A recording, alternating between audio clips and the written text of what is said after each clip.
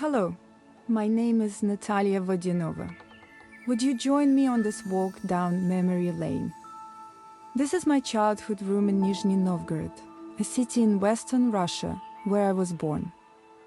As humble as it is, this room is very dear to my heart, and every detail of it stands out so vividly. When I close my eyes, I still remember the creak of these wooden floorboards covered by a large, colorful carpet. Let's bring color to this memory together.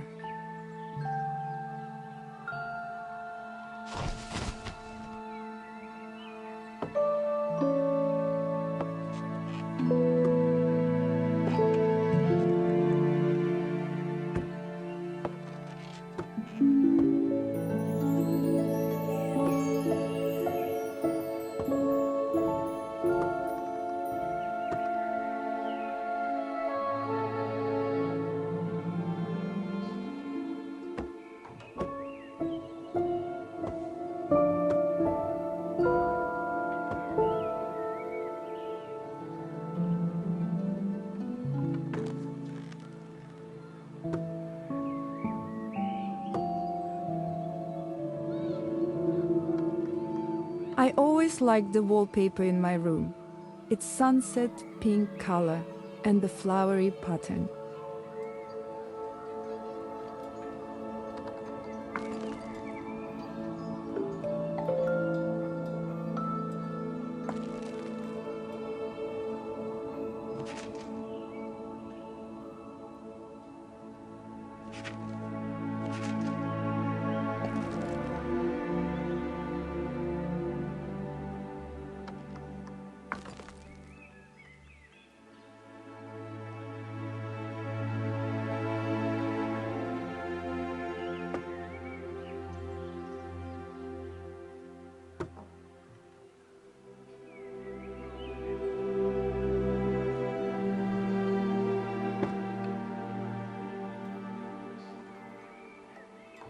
As you can see, the wallpaper was modified a bit through the years.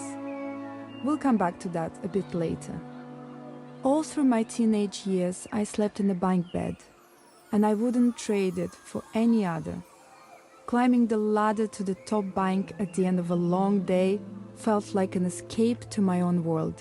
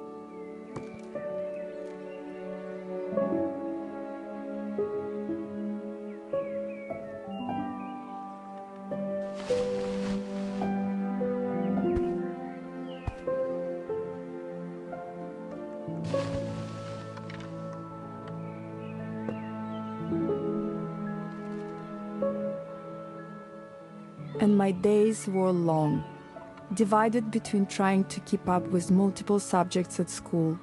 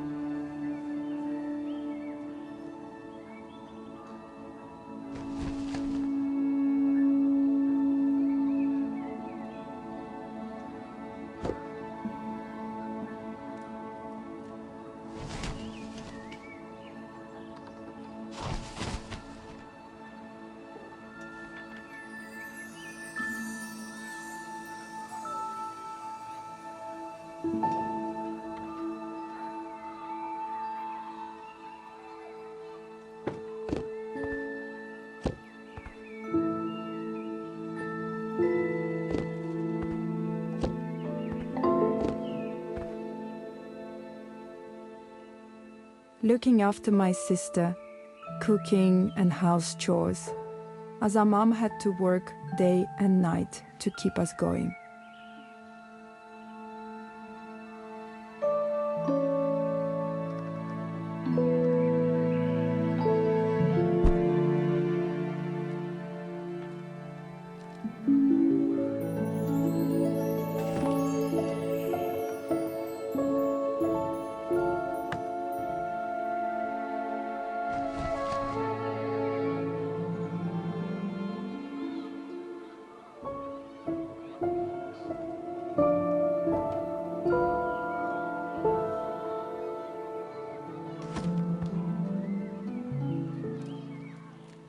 I started working and saving money very early and managed to set aside a little bit of my earnings. I wanted to buy a pair of jeans that all my schoolmates dreamed about at the time. It never happened, as my mom urgently needed this money. But that, I guess, was my first encounter with fashion, an industry that later changed my life forever and provided a platform from which I could also help others.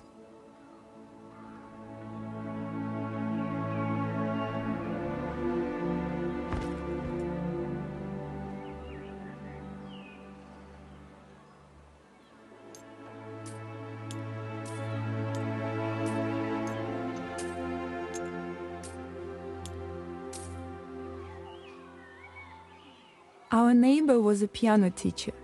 She gave me lessons, and I loved music so much that eventually my mom managed to find me an old wall piano that someone's child didn't want anymore.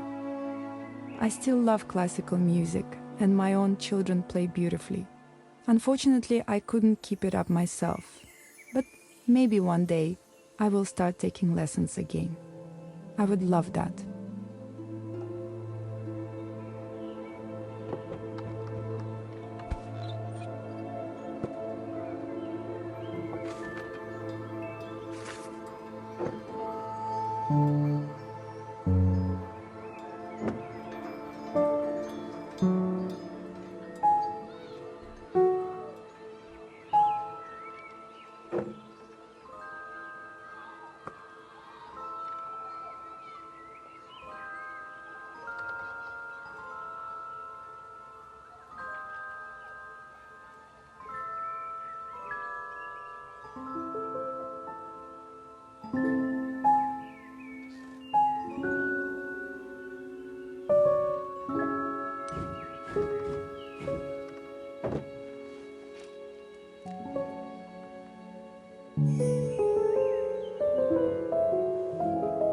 By now you must have noticed the little girl sitting on the floor, intently at play. This is my younger sister, Oksana. She's all grown up now, but this is how I remember her from my high school days. Oksana was diagnosed with autism much later, but doctors told our mom straight away after birth that Oksana was born with several severe complications and had cerebral palsy. However, to me, she was always just my little sister, different from other children, but whom I loved, and I would never want to change for any other.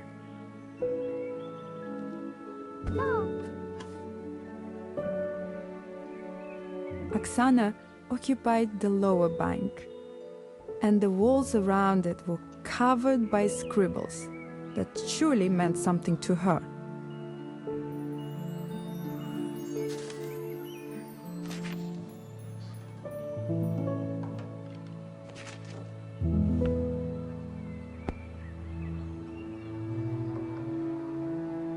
Above my bed, I had a few framed photographs that reminded me of my favorite place in the world, our great-grandmother's house in sunny Ukraine. Sometimes my grandparents would take us on a long train ride down south to stay with Natalia Mikhailovna for a wonderful summer of feasting on sun, sea, fruit, and fresh vegetables.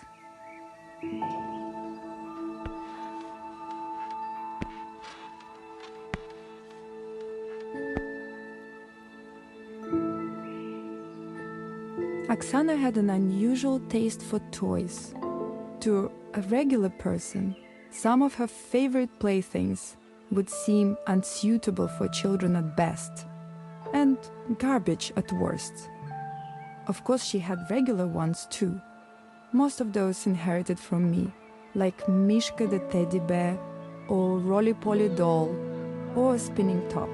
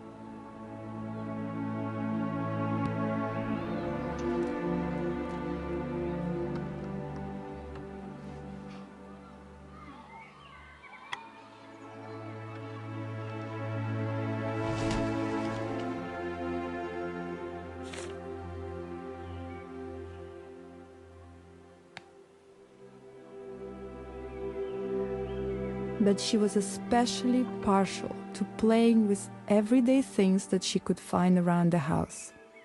For example, colorful bottle cups and metal bolts.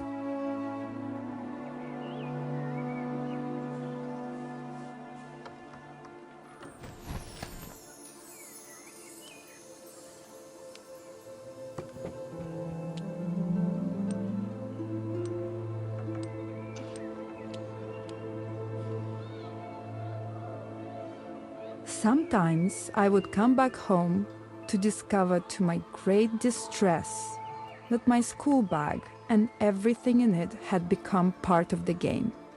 But I couldn't be upset with her for long. She was just too cute with her big eyes full of wonder and her huge, disarming smile.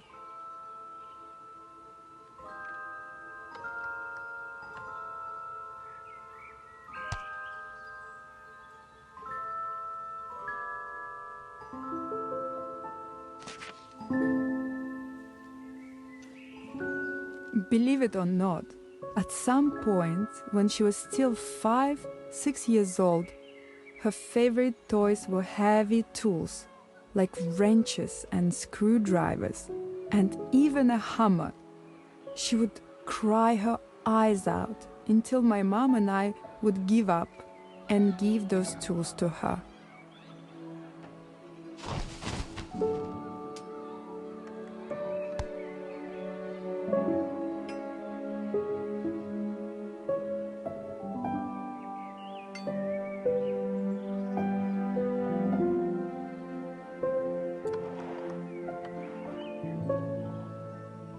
Mundane household objects and kitchen utensils always activated Oksana's imagination. She would enjoy them much more than plushies. She also loved flour and pasta, and we had to lock all the kitchen cabinets so she didn't sneak in and grab a pack while we didn't see. She loved making what looked like a huge mess to us.